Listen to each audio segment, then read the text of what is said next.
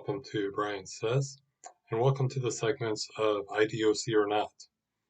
These are the true stories within the prison walls of IDOC. They're told by the offenders' families, and by current and former staff, and of course by myself as well. What is IDOC or Not within the segment of Brian Says? Well, these specific segments are going to focus on denial of medical treatment by IDOC. And so pretty much how these begin, they all begin pretty much all the same way. And it sounds like you're telling a bad joke.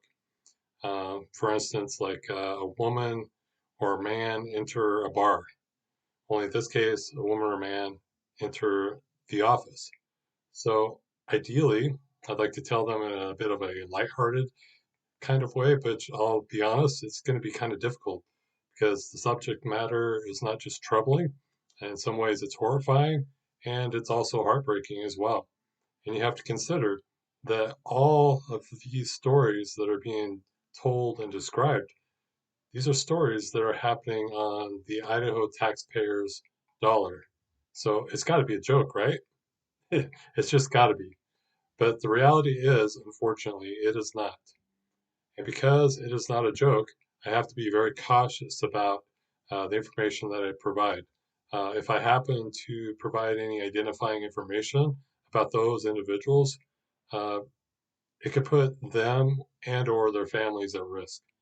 IDOC has made it their mission to go after, target, intimidate, harass, bully, whatever you involve, anybody who they see as a threat. Because of this, I have to keep their names out of my lips. But let me assure you, I do have names, I have information, I have dates, times, everything. Uh, but what I cannot tell you when I go through these stories, I cannot tell you who is innocent in these situations. All I can tell you is that they are enduring or have endured these things over a period of time here. And I also cannot tell you who the criminals are in this case and who the respectable ones are. That is for you, the listener, the viewer, to decide who are the criminals in these instances. So, IDOC or not is kind of like a Ripley's Believe It or Not. If you have family who are in prison, you may have been hearing some crazy stories. And really, after a while, you're like, that cannot be happening. That doesn't sound right. Nobody would be treated like that. That sounds illegal and inhumane, and quite honestly, maybe even a little crazy. But that is what IDOC counts on. They count on your suspension of your belief. That is why IDOC is indeed a criminal enterprise. Don't believe me. Listen to the stories, see the documentations, ask questions. You decide. Is IDOC taking people who we are trying to rehabilitate and releasing them back into our society as a whole human being? Or is IDOC literally breaking these individuals down and dehumanizing them over a period of time to the point where they essentially have to become monsters in order to survive their time within those prison walls? No mistake, IDOC is responsible for every aspect of their lives. So if you're hearing something bizarre, strange, just out of the ordinary, and you want that story to be told, contact me. My email is my name, Brian with a Y, McClure, M as in Michael, CCLURE, at hotmail.com. I will respond to you within 24 hours. And so now, the next segment. IDOC, believe it or not. Teeth. Everybody has them. Everybody needs them. They're essential in our day to day for all the things that we do. They are essential for being able to speak and talk and to enunciate clearly. And of course, to pronounce very interesting words. Teeth are what we have had since we were very little. We've grown up with our teeth, hopefully all of us, and we still have our teeth. And there's so many things that involve our teeth. But it's more than just that. Having nice teeth in our society also determines, to a certain degree, our status, and to a larger degree, how we represent ourselves. Our teeth allow us to be able to secure employment, reproduce, and do many things. In fact, I would challenge any person to tell me how their teeth do not impact them on a day to day basis. This is a very large and important thing that maybe we don't think about very often. Additionally, teeth are not just a part of your employment, but they're also a key part of your employment. With good teeth, your income, your earnings, your housing, and everything related to those things are impacted tremendously. So here's the setup, in which I said in the open, it's like a very bad joke, right? It is a bad joke. So an individual walks into my office, and like I said, I'm using non-identifying terms to protect the individuals who may or may not still be within the IDOC ecosystem. If IDOC can identify who I'm speaking about, then those individuals are specifically at risk for retaliation, intimidation, and including death. So back to the story. An individual walks into my office. This individual is in prison because they have committed a crime, obviously. They are serving their time as punishment. In this instance, the crime per se was driving under the influence. And I will say that it really does not matter what the crime was or is. The offender is serving their time and will be released at some point. And this is true for the majority of those who are in prison, right? So this offender was immediately denied care for an injury that resulted in their disfigurement. So let me tell you the story a little bit. So in transport, they were shackled. And if you're unfamiliar with what shackled means, basically it means your wrists, your feet, your ankles, and you have a chain that goes from your wrist to your feet. So that way you cannot escape during transport. Uh, your movement is severely limited. And so as they are being transported to my prison, where they were going to be, it happened to be a night that it was very snowy, slick, icy, so it was cold, all those things. So you can imagine that already sounds like a bad combination if you are shackled and being asked to move from point A to point B, because you have very little range of motion and everything else. So anyway, this individual is completely shackled, and you already know where I'm going with this, right? So they fell, right? And they didn't just fall, they fell on their face. And if you believe that that's pretty bad, and it is, oh, I think my producer has stepped in the room. Let's see if she'll make an appearance. Hey, yeah, come here. She's talking to us. Here she is. Might as well say hello. This is Miss Pepper. She's been talking to me. She won't look at the camera though.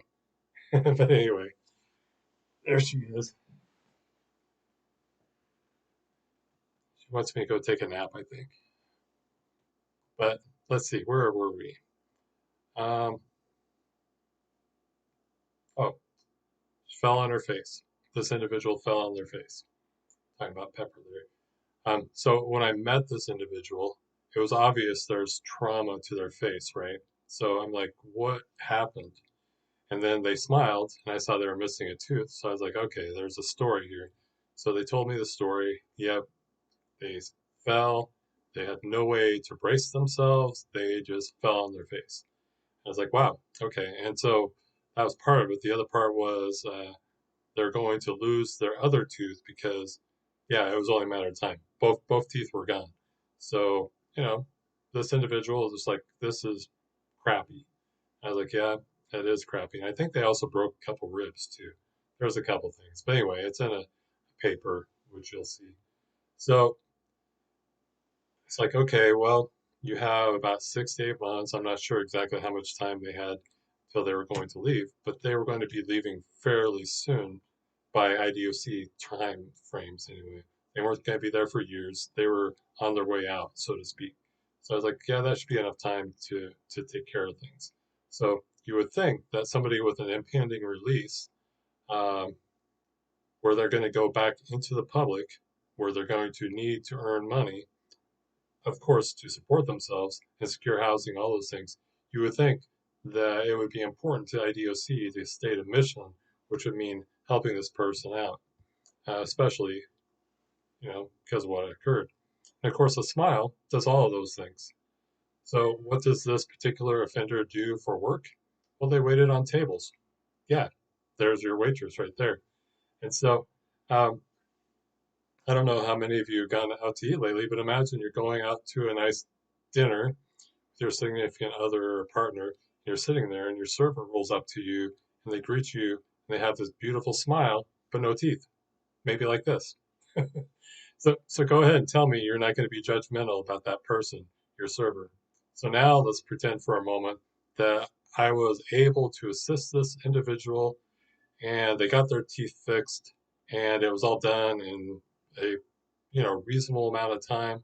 And wow, I'm my faith in IDOC in medical and my leadership has been restored. That would be a great outcome, right? Well, this segment is not called IDOC or not for a reason. And believe it or not, we failed. So when this offender came in, I immediately let my boss know, my programming manager boss, know what was going on. I let the dentist know, which was in medical. I let their supervisor know. I let my supervisor know, the one above them. I let everybody know, hey, this happened. This happened on our shift, so to speak. They were within our care, so we need to make this right. And you can see here that did not happen, right? So under this topic, under teeth, you can see that I did a few things at the end when they were close to getting out. Basically, I said, hey, this is not okay that you did not get your teeth fixed. And so when you're released, go to the dentist, get your teeth fixed, and have it billed to IDOC. So do you think that's what actually happened when they were released? When they were released? See, I'm struggling with, using my teeth to pronounce words. So let me tell you how it works when you are on probation and parole, or really any supervision of any kind, and especially when you consider the premise that I've been kind of putting out there regarding IDOC and how they treat offenders and staff for that matter as well. It's a hostile and toxic environment. And so it is consistent not just with staff, but with how they treat the offenders as well. The number one thing you do not do when you're on supervision, you do not generate or attract attention. That number one thing is also true of your staff. Uh, but if you do, those probation officers, those parole officers, they will start harassing you, they will start bullying you, and yes, they will start intimidating you. And so, even though this individual would have been completely justified to say, "Hey, my life has been severely impacted," they're afraid to speak out to say anything. They have literally no avenue of recourse. IDOC will go to great lengths and they will say that nobody is complaining, but these things are not true. This is, of course, what IDOC wants you to believe. It's a story that appears to be accurate, but only because people are terrified of what could really happen to them. And this doesn't just include the offenders, this includes staff too. So, literally, IDOC and probation and parole can take your freedom away anytime they want, anytime. So imagine for a moment whoever you are who's viewing this right now, and you happen to be on supervision. You get a knock on your door, and you realize, oh, I've been making some noise about my PO not helping me with my teeth or my eyes or my arm, and that's weird. Somebody's at my door. Nobody texted me, so they can come and basically put you in jail, and they can decide to do that anytime they want. It's called discretionary jail time. Most people who are on parole and any sort of supervision have that. IDOC has that power, and they can justify in any sorts of ways that they wish. They can say whatever they want to say, and they can say you've done whatever you want to do, just as they did to me. And I was somebody who actually had rights. I worked out in public, and I could come and go as I wanted, right? So imagine and apply all of that to somebody who has had their rights removed, and just think for a minute. Just think about how at risk these people are for being exploited, for being taken advantage of, for being intimidated, and of course, for being bullied. All of that is very, very important to consider because IDOC is supposed to contribute to the safety of our society, but instead they're making it way more dangerous. So before I close, you can probably see that this offender in general was not an issue while they were incarcerated. They were, however, lied to, they were put off, and in the end, they were denied medical care. This for-profit entity was successful in passing off the costs from themselves to the Idaho taxpayer, exploiting in the process an at-risk individual who had little to no rights. So this is the segment on teeth. Please take care, and until next time, be safe.